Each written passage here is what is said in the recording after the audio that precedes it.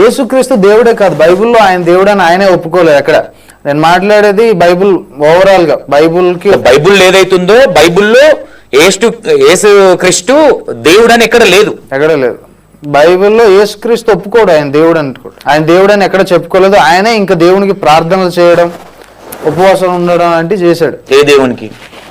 యెహోవా అనేటటువంటి ఒక క్యారెక్టర్ ఉంటుంది పాత నిబంధనలో. ఓకే, క్యారెక్టరా దేవుడా? నేను క్యారెక్టర్ అనుకుంటాను. క్రిస్టియానిటీ గురించి ఇష్టం వచ్చినట్లు మాట్లాడుతూ, ఇష్టం వచ్చినట్లు వ్యాఖ్యలు చేస్తూ, అవమానపరుస్తూ, నిందిస్తూ చాలా పెద్ద తప్పు చేశాను, చాలా పెద్ద పాపం చేశాను. సరిదిద్దుకోలేని ఘోరమైన పాపాన్ని చేశాను నేను. నాకు తెలుసు, నాకు ఇప్పుడిప్పుడు అర్థమవుతుంది. దయచేసి నన్ను మీరు మన్నించగలరని కోరుకుంటున్నాను. క్రిస్టియానిటీ అంతటినీ నన్ను మన్నించమని, నన్ను క్షమించమని మిమ్మల్ని అందరిని అడుగుతున్నాను. ఇంతకు మించి నేనేమి చేయలేను. దయచేసి నన్ను క్షమించండి. చాలా పెద్ద తప్పు చేశాను. ఈ మార్పుకు కారణం ఏంటంటే, ఈ క్షమాపణ అడగడానికి గల కారణం ఏంటంటే, ఆ ప్రభు ఆ యేసయ్య దర్శనం ఇచ్చారు.